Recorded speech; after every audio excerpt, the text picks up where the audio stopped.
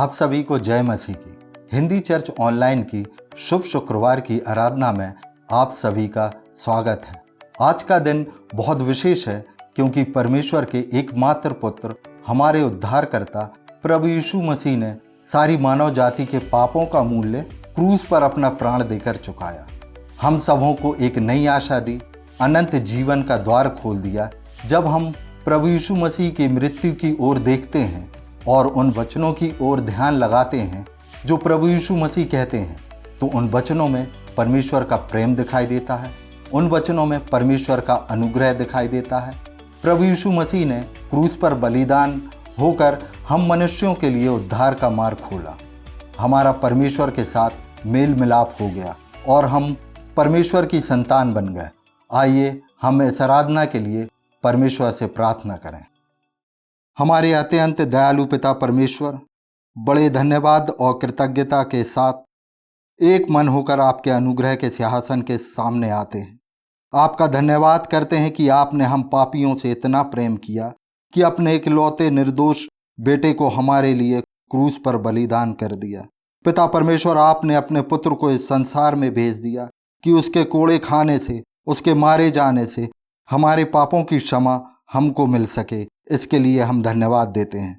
पिता परमेश्वर, हम प्रार्थना करते हैं कि हम आपके उस महानतम बलिदान को समझ सकें और पूरी विश्वास योग्यता और समर्पण के साथ अपना जीवन जिएं। इस आराधना का अनुभव हम सबके आत्मिक उत्थान का कारण हो। इस विनती को प्रभु यीशु मसीह के नाम से मांगते हैं, आमीन। यशायाह की पुस्तक 53 अध्याय उसकी 4 से 6 आयत में लिखा हुआ है, निश्चय उसने हमारे रोगों को सह लिया और हमारे ही दुखों को उठा लिया। तो भी हमने उसे परमेश्वर का मारा कूटा और दुर्दशा में पड़ा हुआ समझा, परंतु वह हमारे ही अपराधों के कारण घायल किया गया, वह हमारे अधर्म के कामों के हेतु कुचला गया। हमारी ही शांति के लिए उस पर ताड़ना पड़ी कि उसके कोड़े खाने से हम चंगे हो जाएं। हम तो सबके सब भेड़ों की नाई भटक गए थे, हम में से हर एक ने अपना अपना मार्ग लिया और यहोवा ने हम सबों के अधर्म का बोझ उसी पर लाद दिया। क्रूस पर से प्रभु यीशु मसीह द्वारा बोली गई 7 वाणियों की व्याख्या हम विभिन्न वक्ताओं के द्वारा सुनेंगे।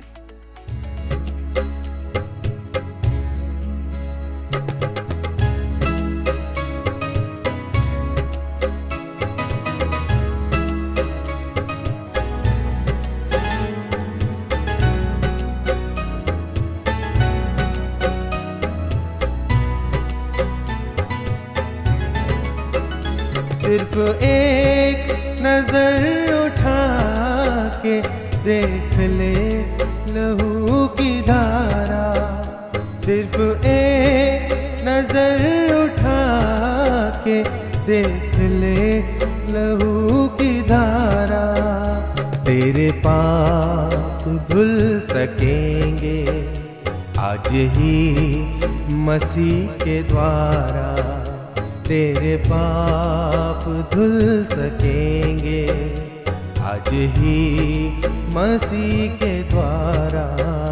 सिर्फ एक नजर उठा के देख ले लहू की धारा, तेरे पाप धुल सकेंगे आज ही मसीह के द्वारा, तेरे पाप धुल सकेंगे आज ही मसीह के द्वारा।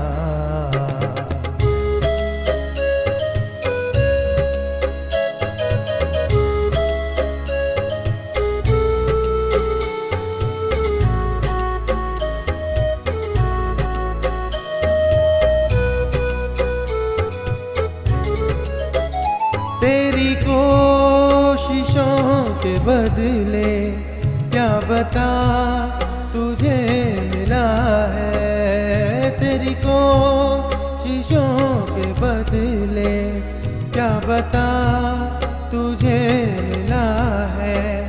जिंदगी खुशी से भर दे कोई ऐसा सिलसिला है, तुझे कुछ न दे सकेगा तेरे भाग्य का सितारा तुझे कुछ ना दे सकेगा।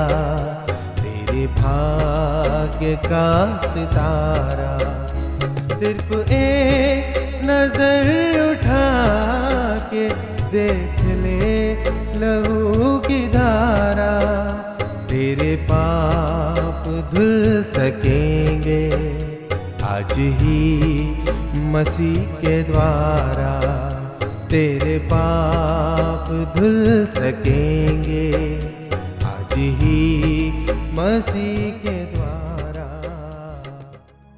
आप सभी को प्रभु यीशु मसीह के नाम में सलाम। क्रूस पर से कही गई प्रभु यीशु मसीह की पहली वाणी से संबंधित बाइबल पाठ जो कि पाया जाता है लूका अध्याय 23 उसका 34 पद, जहाँ इस प्रकार लिखा है, परंतु यीशु ने कहा, हे पिता इन्हें क्षमा कर, क्योंकि ये नहीं जानते कि ये क्या कर रहे हैं। परमेश्वर पिता उसके वचन के पढ़े जाने एवं सुने जाने पर आशीष दे। हे पिता इन्हें क्षमा कर, क्योंकि ये जानते नहीं कि क्या कर रहे हैं। क्रूस पर से प्रभु यीशु मसीह के द्वारा बोली गई पहली वाणी। और आइए हम इस वाणी पर कुछ क्षणों के लिए विचार करेंगे कि इस वाणी के द्वारा परमेश्वर का वचन आज हमें क्या शिक्षा देना चाहता है। प्रभु यीशु मसीह का जीवन निर्दोष, निष्पाप, पाप रहित जीवन था। उसने जैसा जीवन जिया, उन बातों को उसने कहा, या ये कह सकते हैं कि जो कुछ उसने कहा वैसा ही जीवन जिया। प्रभु यीशु मसीह की कथनी और करनी में अंतर नहीं था। वह परमेश्वर का पुत्र था, परंतु उसके साथ साथ वह संपूर्ण मानव भी था। उसे भी पीड़ा का अनुभव होता था, उसे भी शोक का एहसास होता था, उसे भी चिंता का भाव होता था, उसे भी दूसरों को देखकर, दूसरों को पीड़ा में देखकर उसके हृदय में भी दुख का एहसास होता था। प्रभु यीशु मसीह ने जब अपनी सेवकाई का प्रारंभ किया तो पर्वतीय उपदेश में प्रभु यीशु मसीह ने कहा कि धन्य हैं वे जो मन के दीन हैं, क्योंकि स्वर्ग का राज्य ऐसों का ही है। फिर प्रभु यीशु मसीह ने कहा, धन्य हो तुम जब लोग मेरे नाम के कारण तुम्हें सताएं तो आनंदित और मगन होना। यह बात तो एक अलग बात हो जाती है कि जब लोग मेरे नाम के कारण तुम्हें सताएं तो आनंदित और मगन होना, परंतु उसके आगे प्रभु यीशु मसीह कहते हैं, मैं तुमसे यह कहता हूं कि अपने बैरियों से प्रेम रखो और अपने सताने वालों के लिए प्रार्थना करो। प्रभु यीशु मसीह कहते हैं, कोई तेरे दाहिने गाल पर थप्पड़ मारे तो उसकी ओर दूसरा भी फेर दे। कोई तुझे कोस भर बेगार में ले जाए तो उसके साथ 2 कोस चला जा। और जैसा कि मैंने अभी कहा, प्रभु यीशु मसीह कहते हैं, अपने बैरियों से प्रेम रखो और अपने सताने वालों के लिए प्रार्थना करो। और अब प्रभु यीशु मसीह क्रूस पर है, घोर पीड़ा से होकर वो गुजर रहा है, शरीर टूट चुका है, कोड़ों की मार से जख्म जो हैं उनसे रक्त बह रहा है, और प्रभु यीशु मसीह इस घोर पीड़ा में प्रार्थना करता है। और उसकी जो पहली वाणी है वो प्रार्थना है। प्रभु यीशु मसीह कहता है, हे पिता इन्हें क्षमा कर, क्योंकि ये जानते नहीं कि क्या कर रहे हैं। अब समय आ गया है कि प्रभु यीशु मसीह ने अपने पर्वतीय उपदेश में जिस बात को कहा था उसको क्रूस पर उस पीड़ा से गुजरते हुए वह जीकर भी दिखाए कि जो तुम्हें सताएं उनके लिए प्रार्थना करो। तुम अपने बैरियों से प्रेम रखो, जो तुम्हें सताएं उनके लिए प्रार्थना करो। लोग सता रहे हैं, लोगों ने क्रूस पर चढ़ा दिया है, लोग उसको मृत्यु तक घसीट कर ले आए हैं, और क्रूस पर लटका हुआ प्रभु यीशु मसीह अपने सताने वालों के लिए प्रार्थना करता है, हे पिता इन्हें क्षमा कर। प्रभु यीशु मसीह की यह वाणी आज मेरे और आपके लिए नमूना है, एक आदर्श है। मसीही जीवन सरल नहीं है, हमें विश्वासघातों का, हमें पीड़ाओं का, हमें अपमान का, हमें विरोधों का सामना करना पड़ता है। लोग हमारे ऊपर उंगलियां उठाते हैं, लोग हमारे कार्यों में दोष ढूंढने का प्रयास करते हैं, लोग हमको पीड़ा पहुंचाते हैं।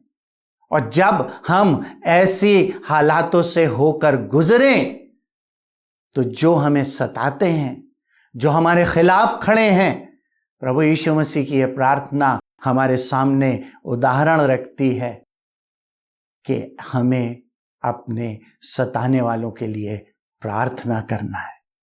हमें श्राप नहीं देना है वरन आशीष देना है, जैसा कि प्रभु यीशु मसीह ने कहा। हमें अपने सताने वालों के लिए प्रार्थना करना है, हे पिता इन्हें क्षमा कर। प्रभु यीशु मसीह की यह पहली वाणी हमारे लिए एक आदर्श है।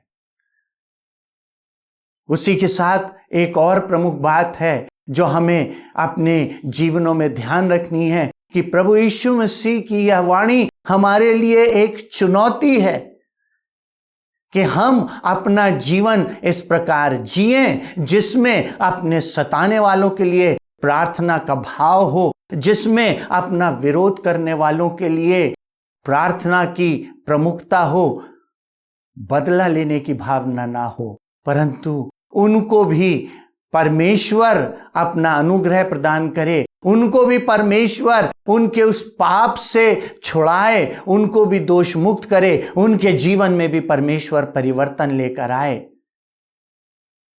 ऐसा भाव हम उनके लिए सोच सकें, यह चुनौती है हमारे लिए, क्योंकि प्रभु यीशु मसीह कहते हैं तुम सिद्ध बनो जैसा तुम्हारा स्वर्गीय पिता सिद्ध है।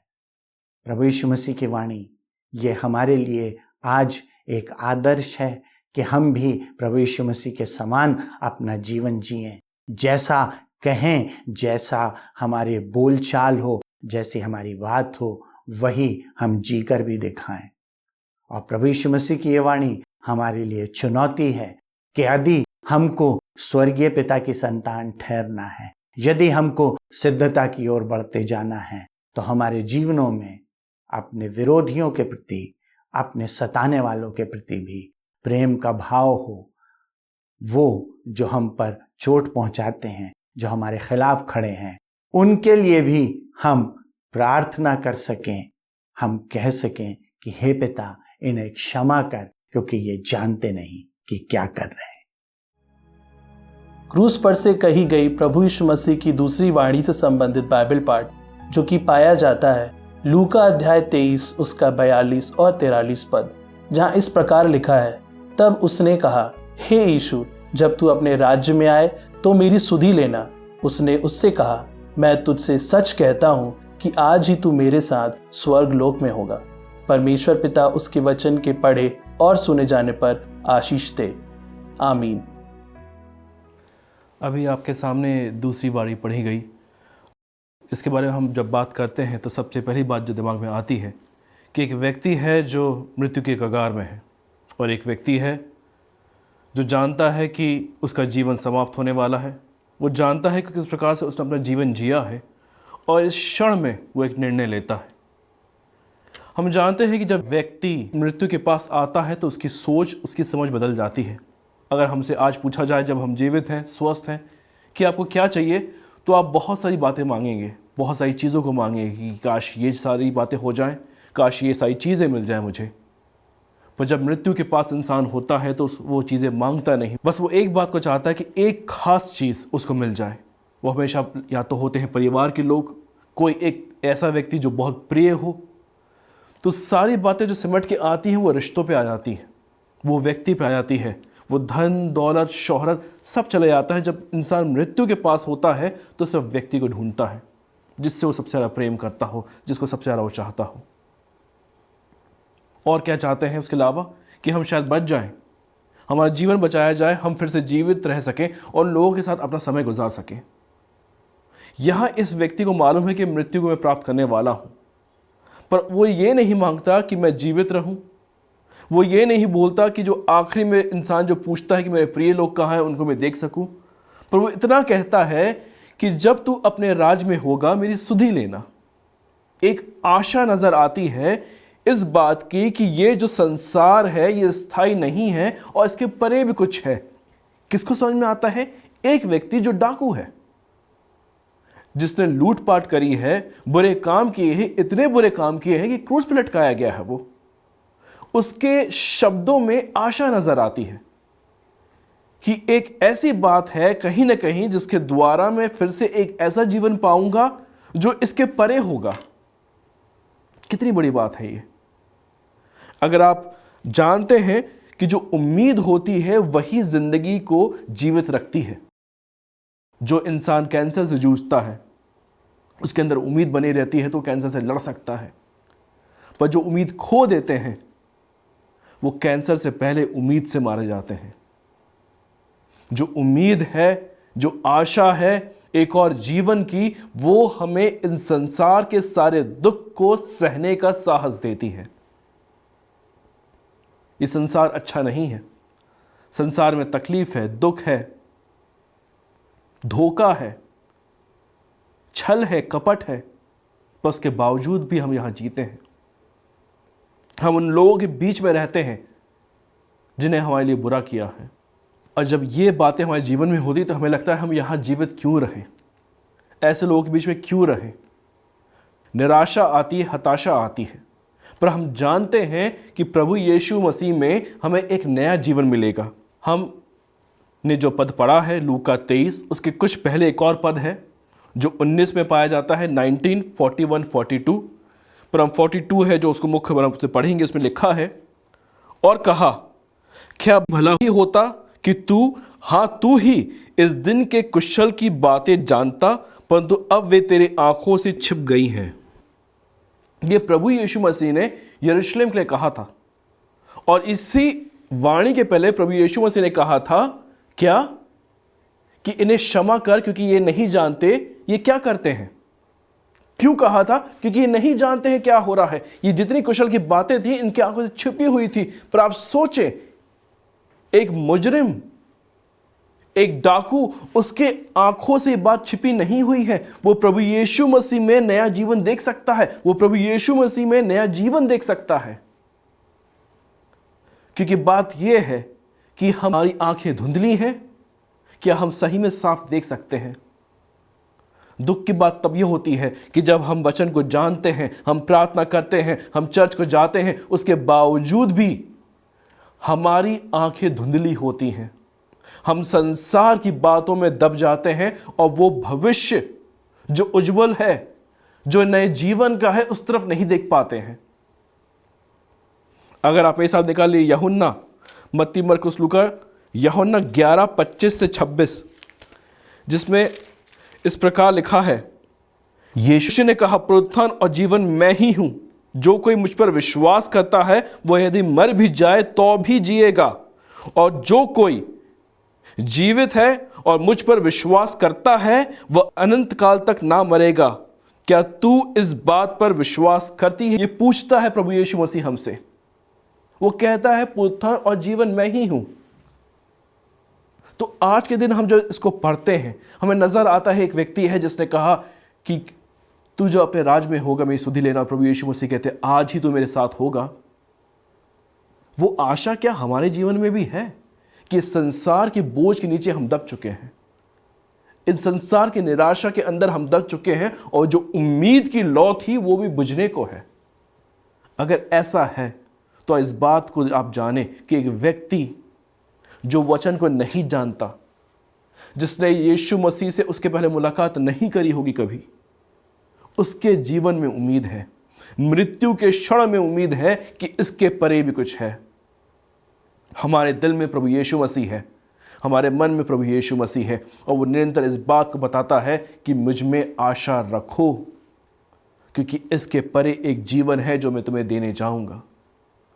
आप समस्याएं में हैं, अगर आप परेशानियों में हैं, आपके संबंध टूटे हुए हैं, आपके लोग बैरी हैं, घर की बातें, कितनी भी बातें क्यों ना हो जो संसार की हैं, जो आपकी उम्मीद को बुझाती हैं, आप इस बात को ध्यान रखें कि एक मृत्यु के नज़दीक एक व्यक्ति अनंत जीवन को प्राप्त कर सकता है, तो आप भी कर सकते हैं। इस वचन के द्वारा परमेश्वर आपको आशीष दे। आप सभी को जय मसीह की।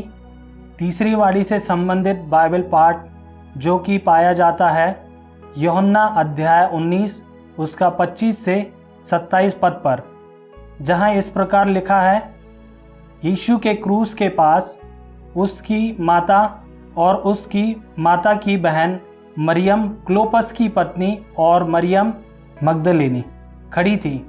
यीशु ने अपनी माता और उस चेले को जिससे वह प्रीति रखता था पास खड़े देखा तो अपनी माता से कहा, हे नारी, देख, यह तेरा पुत्र है।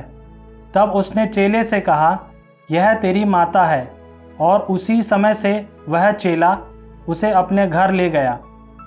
परमेश्वर पिता उसके वचन के पढ़े जाने एवं सुने जाने पर आशीष दे। आमीन।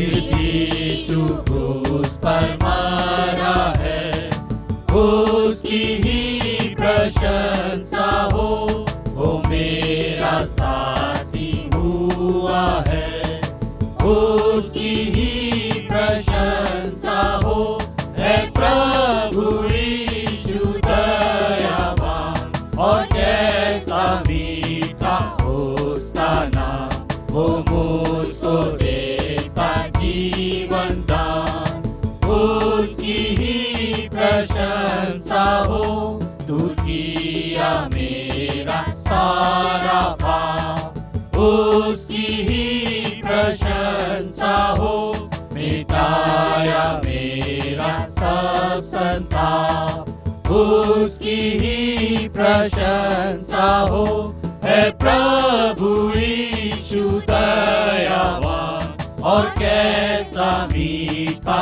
उसका नाम, वो मुझको देता जीवन दान, उसकी ही प्रशंसा हो, जब उसके पास मैं जाऊंगा, करूंगा मैं धन्यवाद, और यह सदा मैं गाऊंगा, उसका सदा धन्यवाद, है प्रभु यीशु दयावान, और कैसा मीठा उसका नाम, वो मुझको देता जीवन दान, उसकी ही प्रशंसा हो। प्रभु यीशु मसीह को क्रूस पर टांग दिया गया था, उसके हाथ और पैरों में कीलें ठोक दी गई थी, वो असहनीय पीड़ा से गुजर रहा था, वो भूखा था, प्यासा था, रात भर वो घूमता रहा। पिलातुस, हेरोदेस, काइफा, हन्ना और ना जाने उसे कहां कहां वो लोग ले गए, और जब उसको क्रूस पर टांग दिया गया तो मात्र वो बोल सकता था। हाथ पैर कीलों से ठुके हुए थे, सिर पर कांटों का मुकुट गड़ा हुआ था, रक्त बह रहा था, और ऐसी पीड़ा के समय में वो क्रूस के पास अपनी माता को देखता है। उसको अपनी माता के भविष्य की चिंता थी। उसे मालूम था कि वो चला जाएगा तो उसकी मां का क्या होगा, और तब वो क्रूस पर से तीसरी वाणी कहता है अपनी मां से, हे नारी, ये तेरा पुत्र है, और जिस चेले से वो प्रेम रखता था उससे कहा, ये तेरी माता है, और वो चेला उसी समय उसे अपने घर ले गया। इस वाणी में प्रभु यीशु मसीह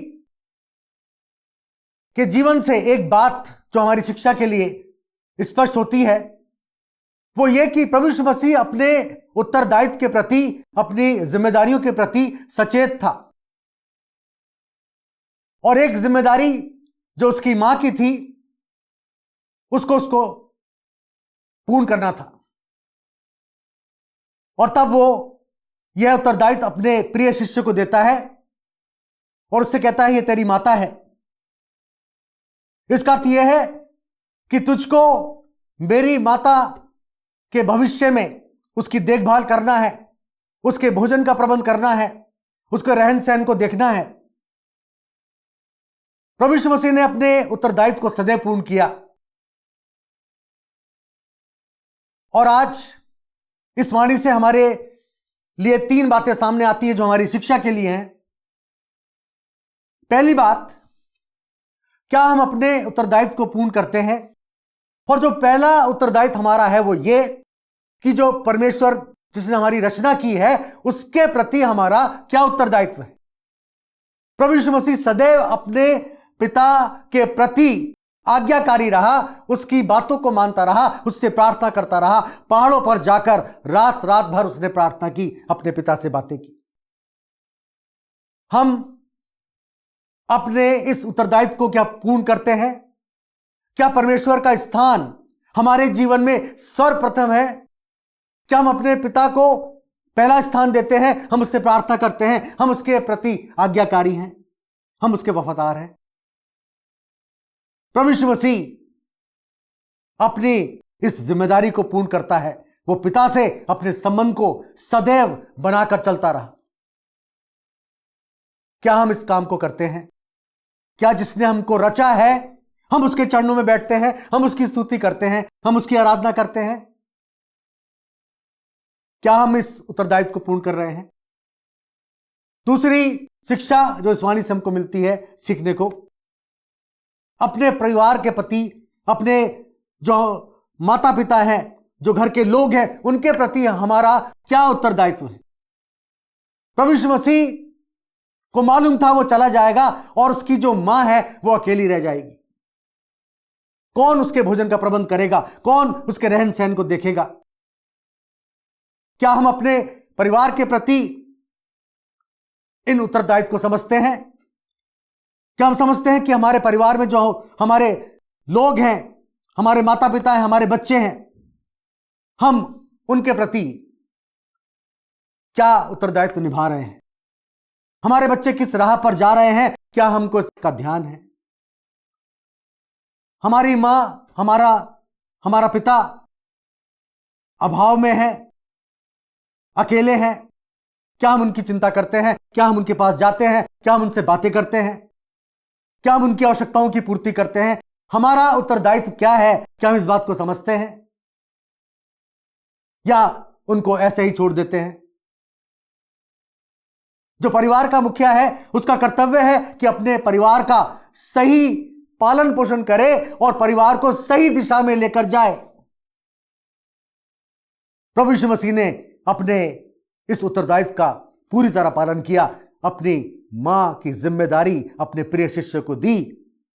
और वो प्रिय शिष्य यूहन्ना था जिसने प्रभु यीशु मसीह की माता मरियम को जब तक वो जीवित रही उसका लालन पालन किया, उसकी देखरेख की, उसके साथ रहा। तीसरी शिक्षा जो इस वाणी से हमको मिलती है उत्तरदायित्व से संबंधित, जो प्रभु यीशु मसीह ने किया। प्रभु यीशु मसीह ने क्रूस पर भी उस डाकू का उद्धार कर दिया।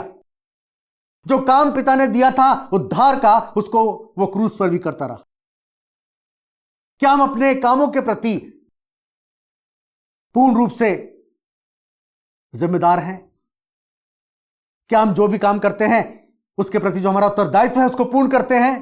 क्या हम अपने कामों को पूरी रीति से करते हैं? क्या हम अपने काम को अच्छी तरह से करते हैं?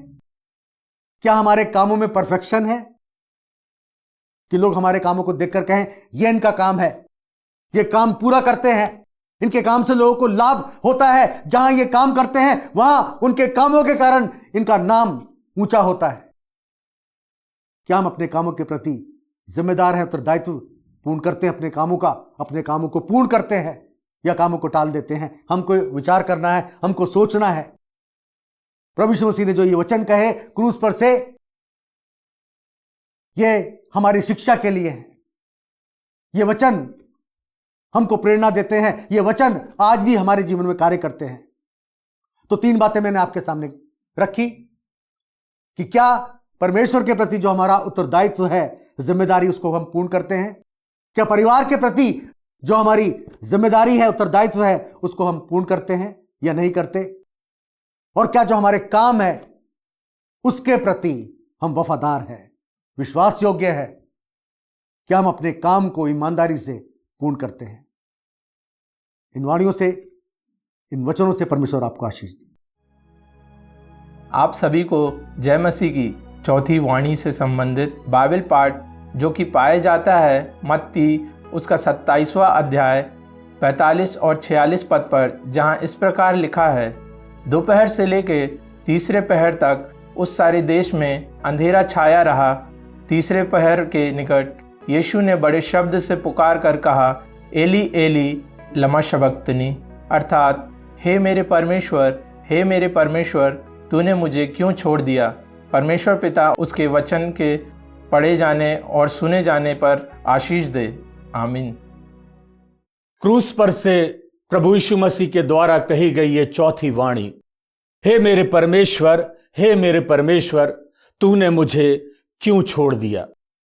यदि आप बाइबल में किसी आयत को ढूंढने जाएंगे जो आयत प्रेम से और बलिदान से भरी हुई है, तो वो यूहन्ना 3:16 में पाई जाती है। वहां पर लिखा हुआ है, क्योंकि परमेश्वर ने जगत से ऐसा प्रेम किया कि उसने अपना एक लौता पुत्र दे दिया, ताकि जो कोई उस पर विश्वास करे वह नाश न हो परंतु अनंत जीवन पाए। और यहां जो प्रेम है परमेश्वर का, वो प्रभु यीशु मसीह के प्रति दिखाई नहीं दे रहा है। प्रभु यीशु मसीह क्रूस पर टंगे हुए हैं और अपनी इस चौथी वाणी में वो अपने पिता को परमेश्वर कहकर संबोधित कर रहे हैं। वो ऐसा नहीं कहते कि हे पिता तूने मुझे क्यों छोड़ दिया, परंतु प्रभु यीशु मसीह कह रहे हैं कि हे मेरे परमेश्वर तूने मुझे क्यों छोड़ दिया। पिता और पुत्र का जो संबंध था वो बहुत ही मजबूत था, बहुत ही घनिष्ठ था, परंतु इसके बावजूद भी प्रभु यीशु मसीह अपने पिता को पिता नहीं परंतु परमेश्वर कहकर संबोधित करते हैं। कई जगह जब चेलों ने प्रभु यीशु मसीह से कहा हमें पिता को दिखा, तो प्रभु यीशु मसीह ने कहा जिसने मुझे देखा उसने पिता को देखा। और यह संबंध जो है वो एक तरफा संबंध नहीं है, परंतु दूसरी ओर परमेश्वर भी अपने बेटे के साथ अपनी संगति को स्पष्ट रूप से दिखलाता है। जब प्रभु यीशु मसीह बपतिस्मा लेने जाता है और बपतिस्मा लेकर निकलता है, तो वहां पर आकाशवाणी होती है कि यह मेरा प्रिय पुत्र है जिससे मैं अत्यंत प्रसन्न हूं। परंतु आज प्रश्न मेरा यह है कि प्रभु यीशु मसीह ने हे मेरे परमेश्वर कहने के बजाय ये क्यों नहीं कहा कि हे मेरे पिता तूने मुझे क्यों छोड़ दिया। आइए जल्दी से हम दो बातों की ओर अपना ध्यान केंद्रित करेंगे। पहली बात प्रभु यीशु मसीह के द्वारा कही गई ये वाणी परमेश्वर के संदर्भ में थी। दूसरा कुरिन्थियों 5:21 में लिखा हुआ है, जो पाप से अज्ञात था उसी को उसने हमारे लिए पाप ठहरा दिया। वो जो निष्कलंक मेमना था, वो जो निष्पाप मेमना था, परमेश्वर ने अपने बेटे को मेरे और आपके पापों के कारण उससे पापी ठहरा दिया। मेरे और आपके पापों का बोझ लेकर प्रभु यीशु मसीह उस क्रूस पर चढ़ गया। उस क्रूस पर उसने अपने हाथों में कीले ठुकवाए, उसके सर पर कांटों का ताज पहना दिया गया। इस पीड़ा की स्थिति में, इस वेदना की स्थिति में, जब सारे लोग उसको छोड़ चुके हैं, जब परिवार के लोग उसको त्याग चुके हैं, इस स्थिति में प्रभु यीशु मसीह अपने पिता के द्वारा छोड़े जाने का एहसास भी कर रहा है। और इसलिए ये वाणी जो है, ये संदर्भ जो है, प्रभु यीशु मसीह कहता है कि हे मेरे परमेश्वर तूने मुझे क्यों छोड़ दिया। प्रभु यीशु मसीह तो अपने पिता का विश्वास योग्य पुत्र था। उसने हर एक आज्ञा जो परमेश्वर ने उससे कही थी उसने पूरी करी, और उसके बावजूद भी परमेश्वर ने उसे छोड़ दिया, क्योंकि वह मेरे और आपके पापों को लेकर उस क्रूस पर चढ़ गया।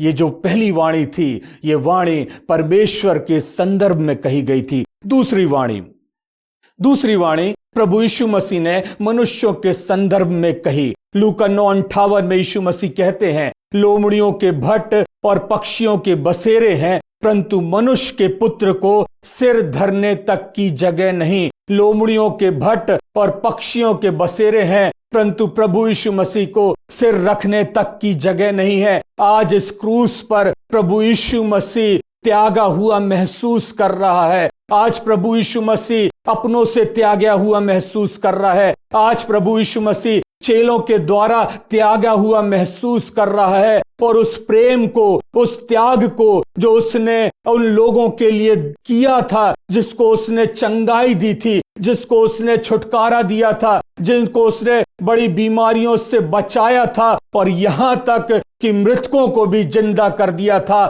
आज इस क्रूस के तले एक भी व्यक्ति नजर नहीं आ रहा है। प्रभु यीशु मसीह की आंखें देख रही हैं, कहां गए वो बीमार जिन्हें मैंने चंगा किया था, कहां गए वो व्यक्ति जिन्हें मैंने नया जीवन दिया था, कहां गए वे कोढ़ी जिन्हें मैंने चंगाइयां दी थी। आज इस क्रूस के तले एक भी व्यक्ति नजर नहीं आ रहा है, और इस वेदना से होकर प्रभु यीशु मसीह गुजर रहा है, और वह कह रहा है कि हे मेरे परमेश्वर, हे मेरे परमेश्वर, तूने मुझे क्यों छोड़ दिया। लोगों ने तो छोड़ ही दिया है, पतरस ने तो छोड़ ही दिया है, यहूदा ने तो छोड़ ही दिया है, परंतु आज तूने भी मुझे छोड़ दिया। ये चौथी वाणी प्रभु यीशु मसीह की मनुष्यों के संदर्भ में की गई थी। आज इस क्रूस के तले, इस क्रूस की छाया में हम विचार करें कि मैं और आप उसके लिए क्या छोड़ रहे हैं। परमेश्वर ने तो अपने बेटे प्रभु यीशु मसीह को उस स्वर्ग राज्य से छोड़कर इस पृथ्वी पर ला दिया, परंतु मैं और आप उसके लिए क्या छोड़ने को तैयार हैं। मेरे प्रिय, बहुत कठिन होता है कुछ छोड़ना, बहुत कठिन होता है संसार की अभिलाषाओं से पीछा छुड़ाना, बहुत कठिन होता है पापमय जीवन को छोड़कर प्रभु यीशु मसीह के पीछे चलना। आज इस क्रूस पर लटके हुए प्रभु यीशु मसीह की वेदना को समझने का हम प्रयास करें, उसके इस पीड़ा को समझने का एहसास करें। परमेश्वर ने प्रभु यीशु मसीह को मेरे और आपके लिए छोड़ दिया। प्रभु यीशु मसीह ने मेरे और आपके पापों के लिए क्रूस पर अपना बलिदान दे दिया, परंतु आज मैं और आप प्रभु यीशु मसीह के लिए, परमेश्वर के लिए क्या छोड़ने को तैयार हैं। ये जो वाणी है प्रभु यीशु मसीह ने अपने पिता के लिए कही, परंतु ये वाणी आज प्रभु यीशु मसीह मुझसे और आपसे भी कह रहा है कि मैं और आप प्रभु यीशु मसीह के लिए इस क्रूस के तले क्या छोड़ने को तैयार हैं। परमेश्वर इस वाणी के द्वारा हमें सोचने और समझने की शक्ति प्रदान करे, और उसके मार्ग पर चलने के लिए हमें आशीषित और अनुग्रहित करे। आमीन। जय मसीह की। पांचवी वाणी से संबंधित बाइबल पाठ जो कि पाया जाता है यूहन्ना 19 के 28 पद में, जहां इस प्रकार लिखा है, इसके बाद यीशु ने यह जानकर कि अब सब कुछ हो चुका, इसलिए कि पवित्र शास्त्र की बात पूरी हो, कहा, मैं प्यासा हूं। परमेश्वर पिता अपने वचन के पढ़े और सुने जाने पर हम सभी को आशीष दे। प्रभु यीशु मसीह का क्रूस पर चढ़ाए जाने का दृश्य परमेश्वर की योजना और मानव जाति की पीड़ा का एक अलौकिक प्रतिच्छेदन है। यीशु मसीह क्रूस पर लटके हुए हमारे पापों का बोझ उठाए हुए हैं, और ऐसी दशा में वे अपने मुख से अंतिम 7 कथनों को कह रहे हैं। प्रत्येक कथनों में एक गहरा बोझ और भार रखा हुआ दिखाई देता है। इन कथनों में प्रभु यीशु मसीह के मिशन, प्रेम और बलिदान के पहलुओं का प्रकटीकरण होता है। प्रभु यीशु मसीह के द्वारा क्रूस पर से कहे गए अंतिम वचनों में से 5वें वचन, मैं प्यासा हूं, की व्याख्या को आज हम देखेंगे। प्रभु यीशु मसीह के द्वारा कहे गए अंतिम कथनों में से यह कथन बहुत ही छोटा दिखाई देता है, परंतु इसका अर्थ बहुत ही गहरा और महत्वपूर्ण है। हमारे विश्वास को दृढ़ करने के लिए इसमें गहरा और हृदयस्पर्शी सत्य पाया जाता है। पहली बात, सामान्य तौर पर यदि देखा जाए तो प्रभु यीशु मसीह इस वक्त असहनीय वेदना और शारीरिक कष्ट से गुजर रहे हैं। इस छोटे से वाक्य में उनकी शारीरिक प्यास को देखा जा सकता है। उसके सूखते हुए होंठ, उसके शरीर से बहता हुआ रक्त और उसके साथ साथ पानी का भी बहना। प्रभु यीशु मसीह इस कथन में थोड़ी सी शारीरिक राहत के बारे में याचना करते हुए दिखाई दे रहे हैं। वह व्यक्ति जिसने पानी को दाखरस में बदल दिया, इस वक्त वह पानी की एक बूंद के लिए तड़प रहा है। यीशु मसीह की यह तड़पन इस बात को स्पष्ट तौर पर उसके मानव होने और उसके शारीरिक कार्य को प्रकट कर रही है। प्रभु यीशु मसीह को एक मानव के रूप में क्रूस पर लटकाया गया है और उसका खून बह रहा है। वह पीड़ा में है और उसे प्यास लग रही है।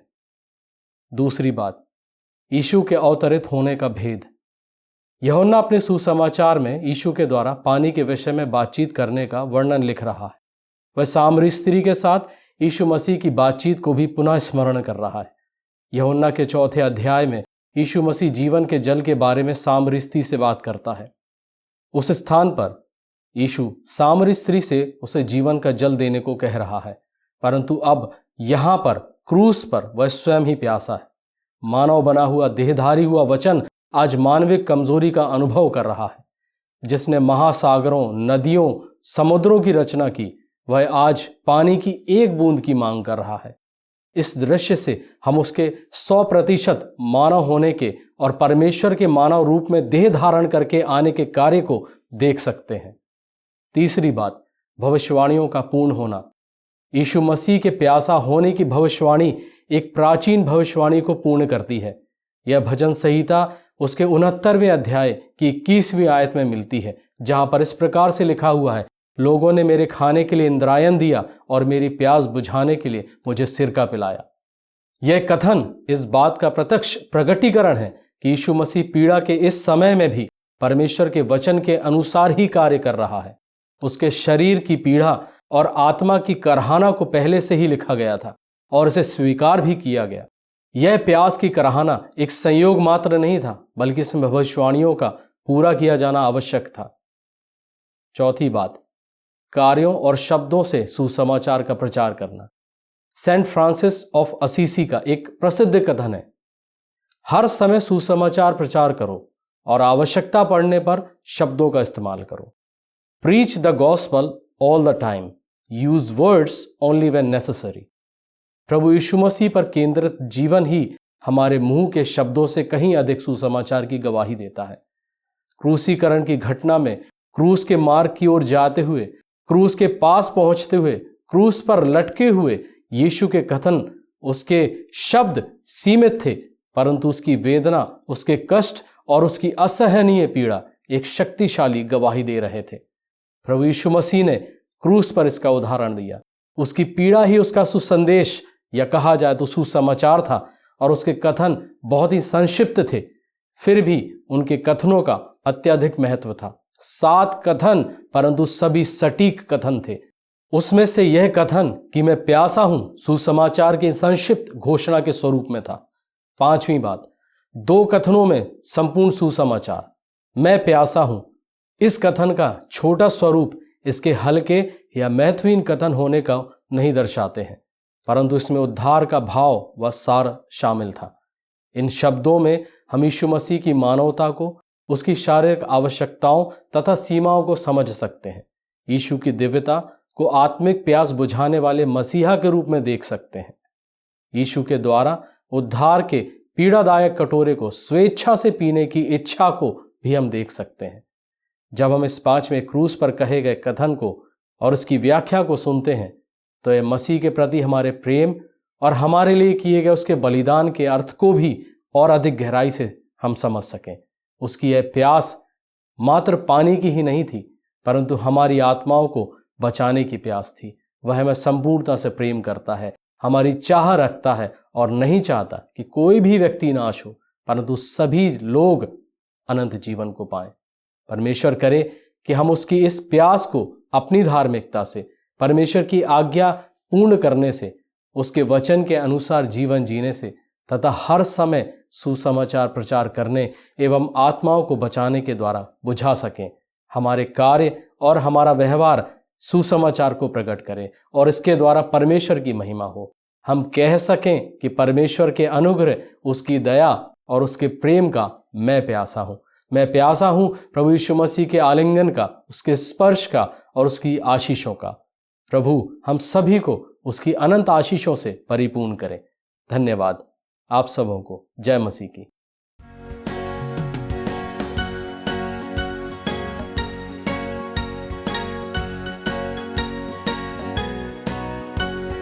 मेरे पाप क्या धोएगा प्रभु यीशु ख्रीस्त का लहू, मुझे शुद्ध क्या करेगा प्रभु यीशु ख्रीस्त का लहू। ओ कैसा सोता है, ओ उसके रक्त की जय, ना दूसरा है उपाय प्रभु यीशु ख्रीस्त का लहू। क्या दे सकता निर्मलता प्रभु यीशु ख्रीस्त का लहू। कारण क्या है क्षमा का प्रभु यीशु ख्रीस्त का लहू। ओ कैसा सोता है, ओ उसके रक्त की जय, ना दूसरा है उपाय प्रभु यीशु ख्रीस्त का लहू। यही मेरी पूरी आस प्रभु यीशु ख्रीस्त का लहू। यही धर्म है मेरे पास प्रभु यीशु ख्रीस्त का लहू। ओ कैसा सोता है, ओ उसके रक्त की जय, ना दूसरा है उपाय प्रभु यीशु ख्रीस्त का लहू। आप सभी को जय मसीह की। छठवीं वाणी से संबंधित बाइबल पाठ जो कि पाया जाता है यूहन्ना रचित सुसमाचार उसका 19 अध्याय और उसका 30 पद, जहाँ इस प्रकार लिखा है, जब यीशु ने वह सिरका लिया तो कहा पूरा हुआ, और सिर झुकाकर प्राण त्याग दिए। परमेश्वर पिता उसके वचन के पढ़े एवं सुने जाने पर आशीष दे। प्रभु यीशु के मुख से निकली हुई छठवीं वाणी, पूरा हुआ। इस बात का जो संबंध है ये उत्पत्ति से जुड़ा हुआ है। मैं और आप जानते हैं कि परमेश्वर ने जो भी अपने मुख से निकाला है वो कभी भी यूं ही नहीं कहा। मैं और आप जानते हैं कि प्रभु यीशु मसीह जानते थे कि ये वाणियां कितनी महत्वपूर्ण हैं। अपने सेवकाई में प्रभु यीशु मसीह ने हर बात को जो मुख से निकाला उसका बहुत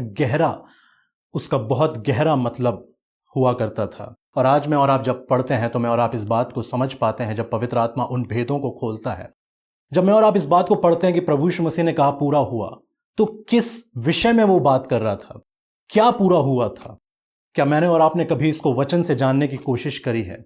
मैं और आप जानते हैं कि परमेश्वर के वचन में यदि हम जाएं उत्पत्ति 3, और मैं और आप जानते हैं कैसे अदन की वाटिका में आदम और हवा को परमेश्वर ने निकाल दिया, क्योंकि उनकी अनाज्ञाकारिता के कारण, उनके पाप के कारण अब वो श्रापित हो चुके थे। और परमेश्वर, मैं और आप इस बात को जाने कि वो धर्मी है। वचन कहता है कि यहोवा धर्मी है और धर्म ही के कामों से वो प्रसन्न होता है। क्योंकि आदम ने, हवा ने एक ऐसा पाप किया था जो अब उनको धर्मी नहीं साबित करता था। अब वो परमेश्वर के दूरी में आ गए थे और इस कारण परमेश्वर को उनको अदन की वाटिका में से बाहर निकालना पड़ा। परमेश्वर का वचन कहता है कि 3 और 24 में, इसलिए आदम को उसने निकाल दिया और जीवन के वृक्ष के मार्ग का पहरा देने के लिए अदन की वाटिका के पूर्व की ओर करूबों को और चारों ओर घूमने वाली ज्वाला में तलवार को भी नियुक्त कर दिया गया। मैं और आप जानते हैं कि परमेश्वर धर्मी है। मैं और आप जानते हैं कि परमेश्वर प्रेमी भी है। इसी कारण परमेश्वर का वचन कहता है कि परमेश्वर ने उनको चमड़े के वस्त्र पहना दिए। पर मैं और आप जानते हैं कि परमेश्वर क्योंकि न्यायी है, वो उसके साथ अगर मुझे और आपको रहना है तो मुझे और आपको जरूरी है कि हम उसकी धार्मिकता में वास करें।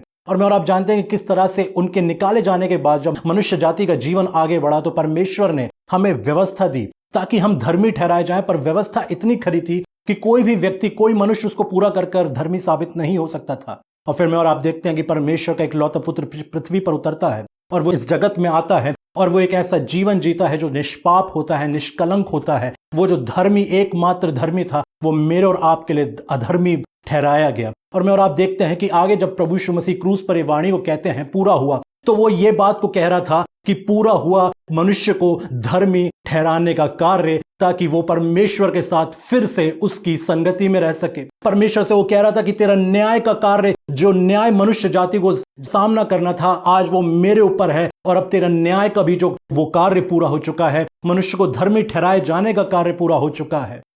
मेरे लोगों, परमेश्वर ने कहा पूरा हुआ। और इसी कारण मुझे और आपको समझना है कि आज हम जब परमेश्वर के इस वचन को पढ़ते हैं तो हमें इस बात को समझना होगा कि परमेश्वर ने सब कुछ पूरा कर दिया है।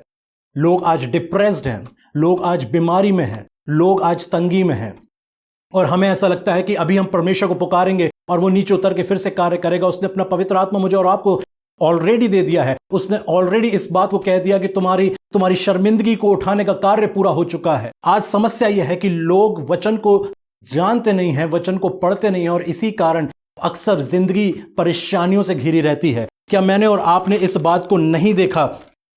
पहला पत्रस अगर मैं और आप देखें, उसके 2 और उसके 24 में कहता है कि वह आप ही हमारे पापों को अपनी देह पे लिए हुए क्रूस पर चढ़ गया, जिससे हम पाप के लिए मरकर धार्मिकता के लिए जीवन बिताएं। उसी के मार खाने से तुम चंगे हुए। अगर आज लोगों की जिंदगी में बीमारी है तो वो इंतजार कर रहे हैं कि परमेश्वर उनको चंगाई देगा, पर परमेश्वर ने अपने चेलों से कहा था कि मैं तुम्हें सांपों और बिच्छुओं पर अधिकार देता हूं, मैंने शत्रु की सारी सामर्थ पर तुम्हें अधिकार दिया है, और तुम्हें किसी भी वस्तु से हानि ना होगी। आज परमेश्वर चाहता है कि हम उस अधिकार का इस्तेमाल करें, और इसीलिए जब हम वचन की घोषणा करते हैं, जब हम अपने जीवन से परमेश्वर के वचन को, इस बात को समझकर कहते हैं कि परमेश्वर ने मेरे और आपके लिए सब कुछ पूरा कर दिया है। अगर एक व्यक्ति बीमार है तो वो इस आयत को कहेगा कि उसी के मार खाने से मैं चंगा हो गया हूं। अगर किसी की जिंदगी में तंगी है तो वो ये कह सकता है कि देख प्रभु, तेरा वचन कहता है कि तू धनी होकर भी हमारे लिए कंगाल हो गया, ताकि तेरे कंगाल हो जाने से हम धनी हो जाएं। देख, इस वचन के अनुसार मुझे तूने धनी ठहराया है, तू मुझे आत्मिक धन दे, तू मुझे अगर सांसारिक धन की भी मुझे घटी है तो तू उसकी पूर्ति कर, क्योंकि तूने स्वयं कहा है कि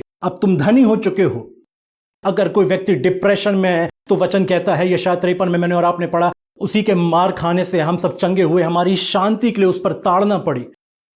मेरे लोगों, परमेश्वर सब कुछ पूरा कर चुका है, और वो आज ये चाहता है कि मैं और आप उस कार्य को पूरा करें जो उसने मुझे और आपको सौंपा है। अथॉरिटी के साथ, अधिकार के साथ में और आप निकलें, परमेश्वर के वचन को लेकर निकलें, लोगों के जीवन को बदलने के लिए निकलें, लोगों को उसके नजदीक लाने के लिए निकलें। और तब मैं और आप जब अपने अधिकार का इस्तेमाल करेंगे, स्वर्ग आपके और मेरे लिए नीचे उतर के आएगा, स्वर्गदूत आपके और मेरे लिए काम करेंगे, स्वयं परमेश्वर का अद्भुत हाथ मैं और आप अपनी जिंदगियों में देखेंगे, उस कार्य को होते देखेंगे जो मैंने और आपने कभी सपनों में भी नहीं सोचा था। पर जब मैं और आप इस बात को समझ जाएंगे कि क्या पूरा हुआ है, परमेश्वर ने हमें ऑलरेडी धर्मी ठहरा दिया है। परमेश्वर का वचन इस बात को कहता है कि तुमने मसीह को पहन लिया है और हम उसकी धार्मिकता में वास करते हैं। इसलिए मुझे और आपको चाहिए कि मैं और आप इस वचन पर विश्वास करें, पूरे निश्चितता के साथ इस बात को जानें कि मेरे और आपके लिए सब कुछ पूरा कर दिया गया है, मुझे और आपको अधिकार दिया गया है, और अब यह समय है उस अधिकार का इस्तेमाल करके कि हम उस कार्य को पूरा करें जो परमेश्वर ने हमें सौंपा है।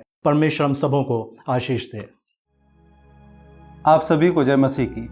7वीं वाणी से संबंधित बाइबल पाठ जो कि पाया जाता है लूका उसका 23वां अध्याय 46वें पद में, जहां इस प्रकार लिखा है, और यीशु ने बड़े शब्द से पुकार कर कहा, हे पिता, मैं अपनी आत्मा तेरे हाथों में सौंपता हूं, और यह कहकर प्राण त्याग दिए। परमेश्वर पिता उसके वचन के पढ़े जाने एवं सुने जाने पर आशीष दे। आमीन। आप सबों को जय मसीह की। हम अब 7वीं वाणी में पहुंच चुके हैं, और यहां पे सबसे आखिरी बात प्रभु यीशु मसीह इस बात को बोलते हैं कि मैं अपनी आत्मा परमेश्वर पिता आपके हाथ में सौंपता हूं। अपनी आत्मा मैं आपके हाथ में सौंपता हूं, हे पिता, करके वो अपने वाक्य को खत्म करते हैं और अपनी जिंदगी को वहां पे वो खत्म करते हैं। बात जब मैं इसके ऊपर विचार करता हूं, इस वाक्य के ऊपर विचार करता हूं, क्योंकि इसके ऊपर बहुत बार सुना गया है, बोला गया है, और इसको यहूदी लोग जो हैं एक दुआ के तौर पे इसको देखते हैं। रात्रि में सोते समय इस दुआ को करते हैं कि मैं अपनी आत्मा पिता मैं आपके हाथ में सौंपता हूं। पर यह बात शुरू कहां से हुई है, ये कहां से आती है? ये असल में आती है दाऊद से। और जब मैंने दाऊद का वो भजन पढ़ा, जो कि मैं चाहता हूं कि आप उसको पढ़िएगा, भजन संहिता 31, और उसको सिर्फ एक आयत नहीं है, 5वीं आयत उसको मेन लेते हैं, जहां पे लिखा है, मैं अपनी आत्मा तेरे हाथ में सौंपता हूं। और हे ईश्वर, हे सत्यवादी ईश्वर, इस करके वो संबोधन करता है दाऊद। पर अगर आप पूरे अध्याय को पढ़ेंगे तो आप समझेंगे कि दाऊद कैसे समय से गुजर रहा है, उसकी जिंदगी में क्या चल रहा है, किस तरीके से वो समस्या में फंसा हुआ है। वो अपनी दुआ को वहां पे बोल रहा है। जो जो बातें वो बोल रहा है मैं उसको यीशु मसीह में देख पाता हूं। दाऊद इस बात को बोलता है कि मेरे तरफ सब ने उंगली उठा दी है, मेरे सब विरोधी बन चुके हैं, मेरा मजाक उड़ाया जा रहा है, मुझे मारने की कोशिश की जा रही है, सब लोग मेरे विरुद्ध में खड़े हुए। और उस समय में वो दुआ को करता है कि हे पिता, मैं अपनी आत्मा तेरे हाथ में सौंपता, क्योंकि मुझे मालूम है कि तू ही है जो संभाल सकता है और कोई नहीं। तू ही सत्यवादी ईश्वर है, तू ही एक परमेश्वर है जो कि मेरी आत्मा को संभाल सकता है। अगर मैं मर भी जाऊंगा तो मेरी आत्मा कम से कम तेरे हाथ में रहेगी। मैं समस्याओं से घिरा हुआ हूं। और आगे अगर आप देखेंगे तो 22 वर्स है, उसमें आप देखेंगे कि वो बोलता है दाऊद, मैं घबरा गया समस्याओं को देख के मैं घबरा गया और इस बात को कहा कि परमेश्वर पिता, आप मेरे से हट तो नहीं गए, आपने मुझे छोड़ तो नहीं दिया, आपने अपना चेहरा मेरी तरफ से फेर तो नहीं दिया। अगर आप थोड़ा गौर करें, जो दुआ दाऊद यहां पे कर रहा है, बार बार अपने आप को खुदा के सामने रख रहा है, बार बार इस बात को बोल रहा है कि मेरे विरुद्ध में प्रपंच रचा जा रहा है, मेरे विरुद्ध में लोग खड़े हैं, मुझे सत्यानाश करना चाह रहे हैं, मेरी हड्डियां गल रही हैं, मैं मरा सा हो गया हूं, मैं घबरा सा गया हूं और मेरे को यह लग रहा है कि खुदा तूने मुझे छोड़ दिया है। ये सारी बातें, और उस समय में वो बोल रहा है कि मैं पिता अपनी आत्मा तेरे हाथ में सौंपता हूं। ये सारी बातें कहीं ना कहीं यीशु मसीह के साथ बीत रही हैं और दाऊद से ज्यादा बीत रही हैं। तभी जाके यीशु मसीह इस दुआ को करते हैं कि हे पिता, मैं अपनी आत्मा तेरे हाथ में सौंपता हूं, क्योंकि उसके साथ वही चीजें हो रही हैं, बल्कि और कठिनाई की स्थिति में हो रही हैं कि लोग उसके विरोध हो गए हैं, लोग उसका मजाक उड़ा रहे हैं, लोगों ने झूठी बातें कही, उसके साथ सब वो किया जो कि उसके साथ नहीं होना चाहिए था। पर दाऊद के समान उसने ये प्रार्थना नहीं करी कि मुझे छुड़ा ले। इस बात पे आप ध्यान दीजिएगा, दाऊद इंसान है, प्रभु यीशु मसीह भी इंसान है, पर वो परमेश्वर का पुत्र है। उसे मालूम है कि मैं छुड़ाने का काम नहीं कर सकता हूं, अगर मैं उतर गया तो। वो परमेश्वर पिता से ये बात नहीं कर रहा यीशु मसीह कि मुझे छुड़ा दे, पर वो सारी समस्याओं से गुजरते जा रहा है। आपने सारी वाणियों को सुन लिया है कि वो बोलते जा रहे हैं, इन्हें माफ कर, मैं प्यासा हूं, ये स्त्री, ये तेरी मां है, ये सारी बातें उसने बोल दी हैं।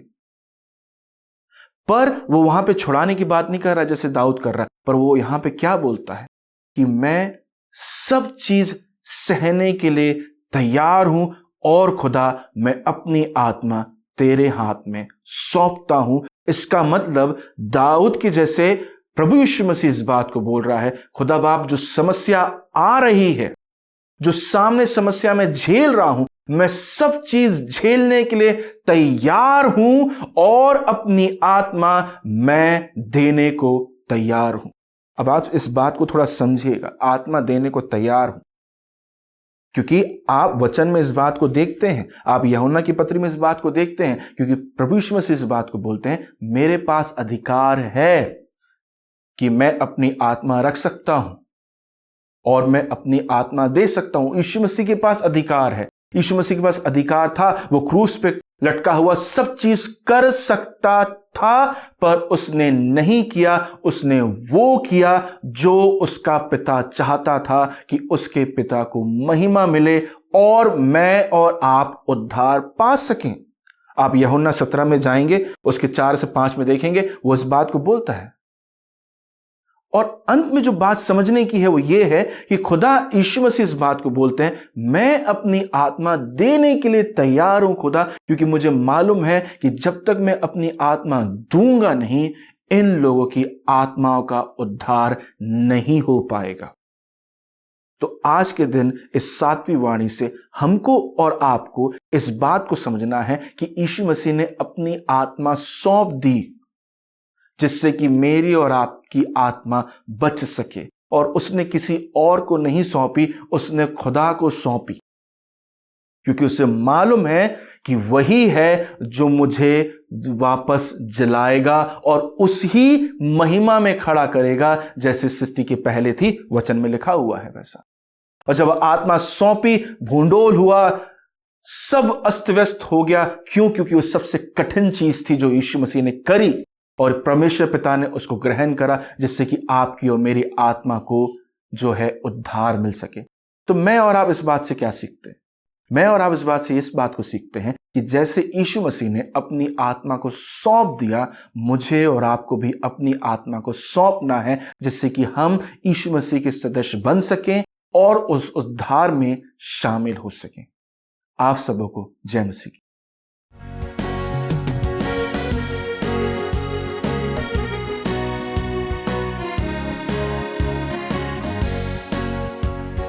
प्रभु तेरा हूँ, तेरे वचन से तेरा प्रेम पहचानता हूँ। मेरी कामना है कि विश्वास से मैं जाके तेरे पास रहूँ। रख तू मुझको है मसीह अपने क्रूस के सोते पार। रख तू मुझको है मसीह अपने घायल पंजर पार। आत्मा भेज कर शुद्ध सेवा योग बना, मुझको सेवा में लगा। मेरा मन कष्ट मेरी इच्छा को अपनी इच्छा से मिला। रख मुझको है मसीह अपने क्रूस के सोते पार। रख मुझको है मसीह अपने घायल पंजर पार। अपनी प्रार्थना में जैसे मित्र से वैसे खुद से बात करूं। ये बड़ी भी जो तेरा साथ मिले तो आनंद देखूं। रख मुझको है मसीह अपने क्रूस के सोते पार। रख मुझको है मसीह अपने घायल पंजर पार। सबसे गहरा प्रेम मैं न जानूंगा जब तक स्वर्ग न पहुंचूंगा। सबसे श्रेष्ठ आनंद तब मिलेगा जब तुझको साक्षात देखूंगा। रख मुझको है मसीह अपने क्रूस के सोते पार। रख मुझको है मसीह अपने घायल पंजर पार। मसीह यीशु को जब क्रूस पर चढ़ा दिया गया और यीशु मसीह उन 7 वाणियों को प्रारंभ करता है, सबसे पहली उसकी नज़र उस भीड़ पर गई जिस भीड़ में षड्यंत्रकारी थे, उसको सताने वाले थे, उसके सर पर कांटों का ताज रखने वाले, उसको कोड़े मारने वाले थे। साथ ही भीड़ में उसने उन लोगों को भी देखा जो उसका उपहास कर रहे थे और उसको ठट्टों में उड़ा रहे थे। वो जानता था कि इस अपराध का दंड बहुत भयानक होने वाला है। यीशु मसीह ने बिना किसी के मांगे उन अपराधियों को क्षमा कर दिया है। इससे ये समझ में आता है कि यीशु मसीह का हृदय कितना विशाल था और उसका सोच कितना सकारात्मक था। मैं और आप इससे क्या सीख सकते हैं, ये जानना भी बहुत ज़रूरी है। बहुत बार हम अपने अपराधियों को क्षमा नहीं कर पाते हैं, लेकिन यीशु मसीह सबसे पहले मुझको और आपको ये सिखाता है कि हम अपने अपराधियों को क्षमा करना सीखें जिन्होंने आपको दुख दिया है या आपके विरोध में अपराध किया है।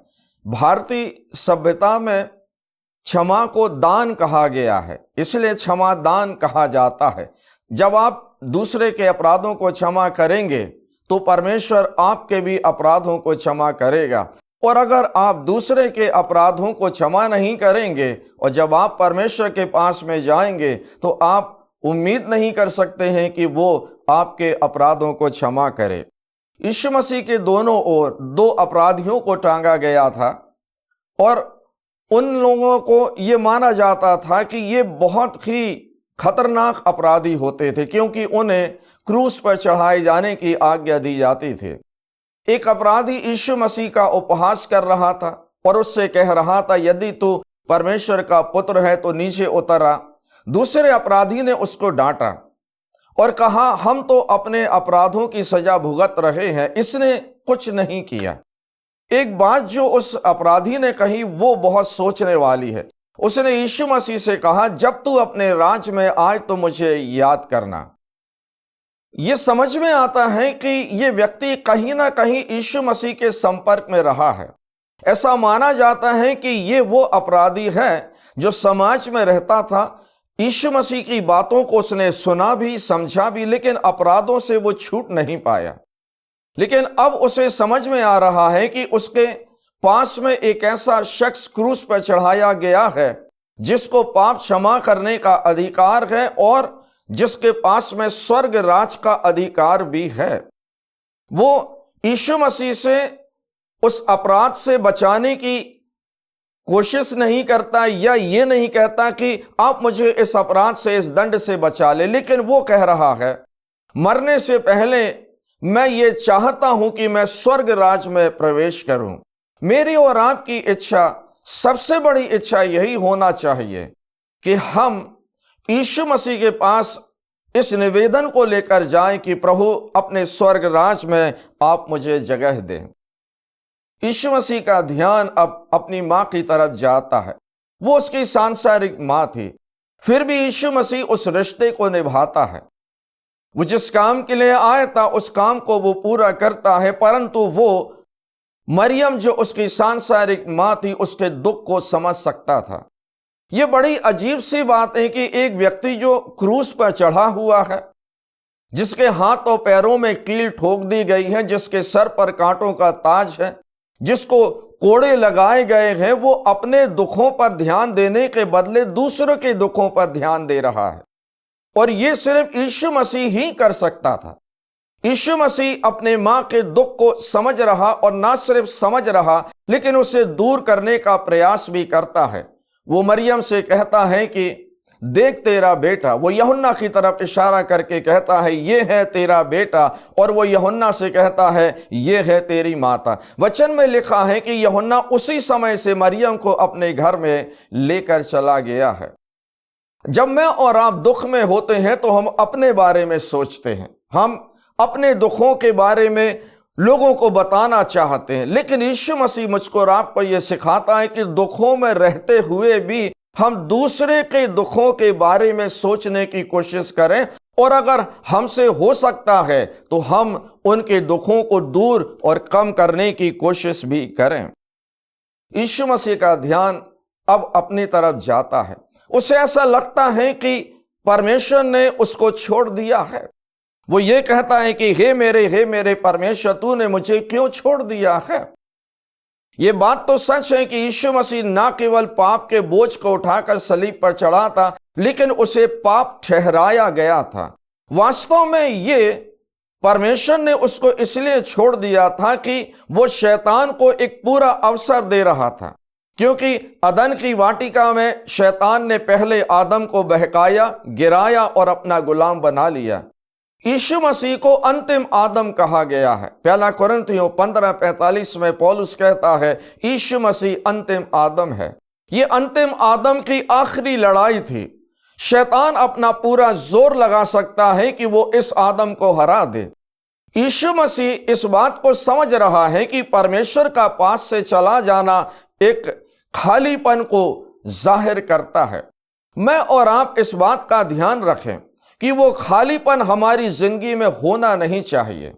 अगर ऐसा लगता है कि परमेश्वर हमारे पास नहीं है, तो बहुत सारे ऐसे लोग हैं जिनके साथ में परमेश्वर नहीं है और वो उस खालीपन के साथ जी रहे हैं।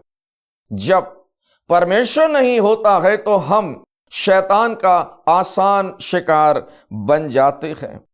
यीशु मसीह 100% मनुष्य था। किसी ने कहा कि अगर वो ईश्वर था तो फिर उसको क्रूस पर कोई दुख तो होना नहीं चाहिए, लेकिन यीशु मसीह ने कभी भी अपनी स्वर्गीय सामर्थ का दुरुपयोग नहीं किया। उसने कभी भी स्वर्गीय सामर्थ का उपयोग इसलिए नहीं किया कि वो दुखों को कम कर ले, लेकिन वो 100% मनुष्य है। वो तकलीफ को सह रहा है, वो प्यासा है, और ये इस बात को सिद्ध करता है कि वो अंतिम आदम है, वो मनुष्य है। उसे प्यास लगी है, लेकिन ऐसा होता है कि जब वो पानी मांगता है तो लोग उसको सिरका पिलाने की कोशिश करते हैं। वो परमेश्वर जो हमारी सारी आवश्यकताओं को पूरा करता है, अगर उसको जरूरत है हमसे, अगर वो हमसे कुछ चाहता है, तो क्या हम उसकी आवश्यकताओं को पूरा करेंगे? हमेशा हम मांगते रहते हैं, लेकिन हमें यह भी समझना है कि अगर उस यीशु मसीह को जो मुझको दे रहा है, आपको दे रहा है, अगर वो मुझसे और आपसे कुछ मांग रहा है, तो हम आनंद और खुशी के साथ उसको देने के लिए तैयार हो जाएं। यीशु मसीह एक ऐलान कर देता है, पूरा हुआ। ये ऐलान शैतान और शैतानी ताकतों के लिए बहुत ही बड़ा ऐलान था।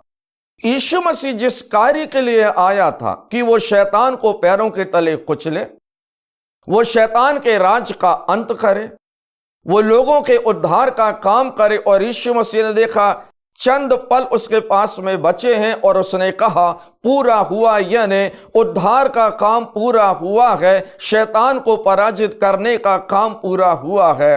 अब सबसे अंतिम बात जो यीशु मसीह करता है वो मेरे और आपके सीखने के लिए बहुत जरूरी है। वो कहता है मैं अपनी आत्मा तेरे हाथों में सौंपता हूं। वो अपनी आत्मा को पिता के हाथ में सौंप देता है। शैतान इस प्रतीक्षा में रहता है कि वो हमारी आत्मा को अपने वश में ले ले। जब तक मैं और आप अपनी आत्मा परमेश्वर को नहीं देंगे, वो लेगा नहीं। यीशु मसीह दरवाजे पर खड़ा हुआ खटखटाता है और इंतजार करता है कि हम द्वार खोल दें। वो दरवाजा तोड़कर अंदर नहीं आता। मेरी और आपकी आत्मा मेरे और आपके हाथ में है, लेकिन असुरक्षित है। लेकिन जब मैं और आप अपनी आत्मा यीशु मसीह के हाथ में, परमेश्वर के हाथ में सौंप देंगे, तो वो सबसे सुरक्षित जगह है जहां पर आपकी आत्मा को कोई उससे छीन नहीं सकता। और यीशु मसीह मुझको और आपको यह सिखाता है, मैं और आप यीशु मसीह की तरह अपनी आत्मा को परमेश्वर के सुरक्षित हाथों में सौंप दें और निश्चिंत हो जाएं। हम ये समझने का प्रयास कर रहे हैं कि हम 7 वाणियों पर केवल विचार ही ना करें, लेकिन उस पर हम अमल करने वाले बन सके। परमेश्वर इन वचनों के द्वारा आपको आशीषित करे। आइए हम अपने स्थानों पर खड़े हो जाएं और अंतिम प्रार्थना के बाद आशीष से आज की इस सभा को समाप्त करेंगे। हमारे जीवित और सामर्थी पिता परमेश्वर, हम तेरे नाम का धन्यवाद करते हैं कि तूने हमें यह अवसर दिया कि हम क्रूस की छाया में बैठकर उन वचनों को सुन सके। पिता परमेश्वर, जो प्रभु यीशु मसीह ने उस क्रूस की पीड़ा में, मृत्यु की छाया में, पिता परमेश्वर, जो प्रार्थनाएं की, जो याचनाएं की, जो कुछ कहा, पिता परमेश्वर, जैसा उसने जीवन जिया, जैसी उसने शिक्षाएं दी, उसी प्रकार पिता परमेश्वर उसने दुश्मनों को क्षमा करके दिखाया। उसने अपने जीवन में पिता की इच्छा को प्राथमिकता दी। उस प्रभु यीशु मसीह ने पिता परमेश्वर अपने पारिवारिक उत्तरदायित्व का निर्वहन किया। प्रभु यीशु मसीह ने पिता परमेश्वर एक डाकू को क्षमा का अवसर दिया। और पिता परमेश्वर, हम तेरे नाम का धन्यवाद करते हैं कि उसको इस बात की निश्चितता थी कि उसका आत्मा तेरे हाथों में वो सौंप देगा। पिता परमेश्वर, काश हमारे जीवन में भी ये सारी बातें रहें कि हम तेरी निकटता में जिएं, तेरे वचन की शिक्षा और प्रभु यीशु मसीह का प्रेम हमारे जीवनों से सदैव मुखरित होता रहे, प्रज्वलित होता रहे, और हमारे व्यवहार में उसका प्रेम और उसकी क्षमा और सबसे बढ़कर प्रभु यीशु मसीह की शोभा दिखाई दे। धन्यवाद देते हैं कि बात यहीं तक सीमित नहीं रही, परंतु प्रभु यीशु मसीह ने मृत्यु को पराजित किया और पिता परमेश्वर सारी मानव जाति के लिए पुनरुत्थान का, अनंत जीवन का द्वार खोला। हम इन सब बातों के लिए तेरा धन्यवाद करते हैं, क्योंकि ये सब कुछ आज भी मानव जाति के लिए सारे संसार में उपलब्ध है। और उसी प्रभु यीशु मसीह के नाम से इस विनती को मांगते हैं, आमीन। और अब हमारे परमेश्वर पिता का प्रेम, प्रभु यीशु ख्रिस्ट का अनुग्रह और पवित्र आत्मा की शांति और सहभागिता हम सब विश्वासियों के साथ आज से लेकर अनंत काल में बनी रहे। आमीन।